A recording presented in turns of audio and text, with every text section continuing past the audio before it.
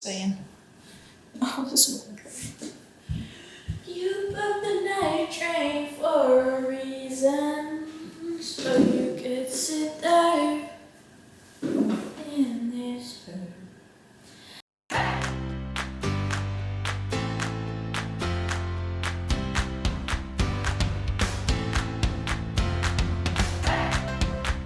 Hello and welcome back to the channel. I hope you are doing well. I'm doing very well, thank you, considering the circumstances of lockdown. So I thought I would do a video about my birthday, which happened last week. Oh, hey! It was my 18th birthday. I didn't get up to much, but I wanted to talk about my 3 past birthdays that I've had whilst I've been in recovery and how it's changed over time.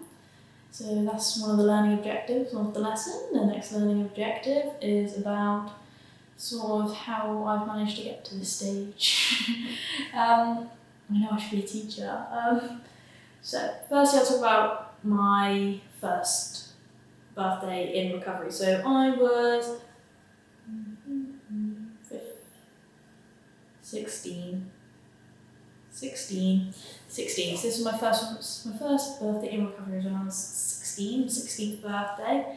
And so it's not funny, we shouldn't laugh about the matter. But I refused to eat cake. That was the time when I was like, nope, I cannot. I was refusing to eat any sort of foods like that, like, at all.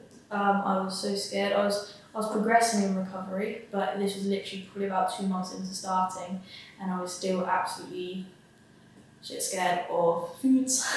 So foods with any sort of,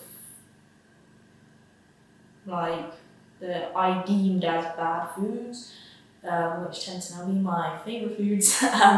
But things like cake, I would not eat at all. So I know my parents didn't want my birthday to be really horrible, so they tried their best in getting me a fruit loaf, which I was really happy with at the time because I love fruit loaf, which now looking back on it is pretty shitty substitute for a cake. But in fairness to my parents, I know that if I had a cake, I'd had a meltdown, I wouldn't have eaten it, so blah blah blah. They tried to make it nice, which was sweet. But so yeah, that's sad. And I ate my meal plan. I didn't have the fruit loaf for breakfast, I don't think. I just had my normal meal plan. And it was just another day. And that's sad. Sad that I couldn't have a takeaway, I couldn't have cake, I couldn't have all of that stuff. So it was just sticking to the meal plan for the day, which is really sad.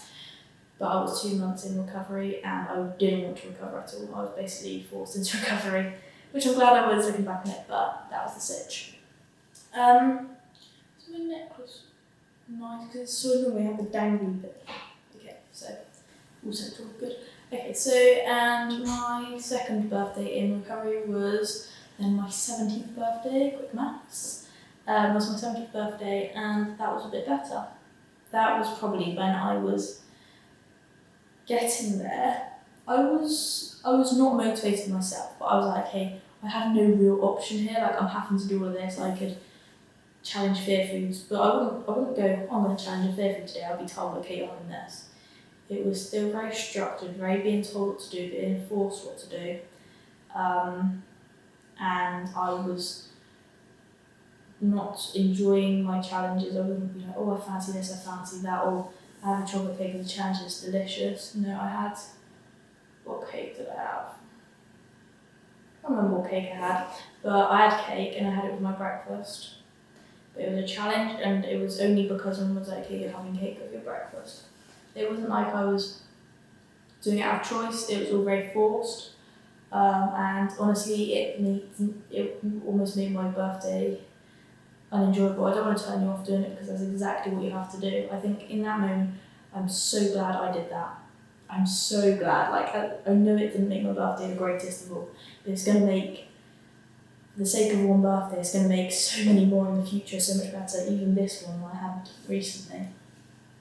So yeah, 17th birthday, I had some cake, but it was quite difficult and I felt quite I never really felt guilty, but I just felt a bit sick inside of like what I'd done. I was going to say what I'd eaten, and it wasn't quite. It just made it unenjoyable for me, really. But I'm so glad I did it at the time. I think in recovery you're going to have to go through birthdays where you have cake and you don't really feel like eating cake. So in the future you can have the cake and I promise you will enjoy the cake, which I did this year. 18th birthday. Whoop whoop, I can go out partying. Okay, I can't, but yeah, 18 is pretty cool. I'm pretty happy I'm an adult. Wow, I don't look like it, I know. But yeah, it was so much better. It was the best birthday I've had in 4 years probably. Yeah, it was brilliant. I had cake in the morning with my breakfast because that's sort of like a family tradition. We have cake with our breakfast in the morning. If you want a picture of me blowing out my candles on Instagram, go look, it is here. But I don't know why you want that, but actually given not just that, but it was that and a bit of a story. But if you want to check out my Instagram, I did a post right there. Not just if you want to go and watch me blow out candles, which isn't the most interesting picture in the world. But maybe interesting pig had, as they call it, the caterpillar. It's actually a rip-off, it's Clyde the caterpillar from Asda. Chocolate cake. But anyway, that's irrelevant. So yeah, 18th birthday, had cake in the morning with my breakfast as we do, and then I had cake in the evening as a dessert, and I had a takeaway pizza, and ate what I usually eat throughout the day. I had made sure I had a morning snack, a full lunch, an afternoon snack, whatever drinks I have, even making sure everything's there. And the cake was as a snack, and the cake was added on to my breakfast. So that is the most progress I have made. That is looking in a year what I managed to achieve, and me driving that. That's the main thing. Like, I could have been forced to do that the year before, have cake twice in the day, have pizza, whatever. But this time it was my doing. I fancied the cake in the evening. I wanted to have cake for breakfast. I chose what we're having for dinner. So that's the main turning point. It's not what I did do, but what actually the motivations were behind it and how I was feeling. And the fact that I'm choosing to do it and not feeling like rubbish about it is brilliant. And if I make that progress next year, then it should be absolutely no worries. Like, there's still a bit inside of me that's a bit like twingy, like there's a bit uncomfortable, probably uncomfortable-ish. Just like I know it was more, and something it just didn't quite sit right, but I could do it, and it was full recovery almost. I wanted to do it to prove it that I could do it, but hopefully next year it will just be purely because I want to do it. And yeah, it just becoming more intuitive is my goal now. So that was this birthday, and I think that's such a clear sign of the progress that I've made over the past 2 years, and I hope that it sort of shows you how much progress you can make if you put in the work and what can happen. I know some people might be able to speed it up a bit quicker. Like, recovery is different things for everyone. It's not a one size fits all. It might take you longer, it might take you shorter, depending on how hard you work. I didn't work hard until about 6 months ago, so it all depends on your motivation. The more you motivated you are, the more work you put in, the more you challenge yourself, the quicker this is going to happen. Instead of being 3 birthdays, it'll just be within 1 birthday. So yeah, I hope that's a good sort of example and comparison over the past 3 years of my recovery and the journey that I've been on. So how did I get there?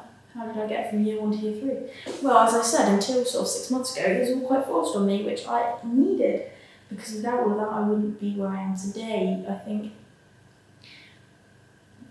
the fact that you're watching this video right now shows that you're motivated, shows that you want to put in the effort, which is the first big thing. That's the biggest hurdle, is putting in wanting to put in the work, and then you've got to do it, then you've got to put it in. And that's what I've done.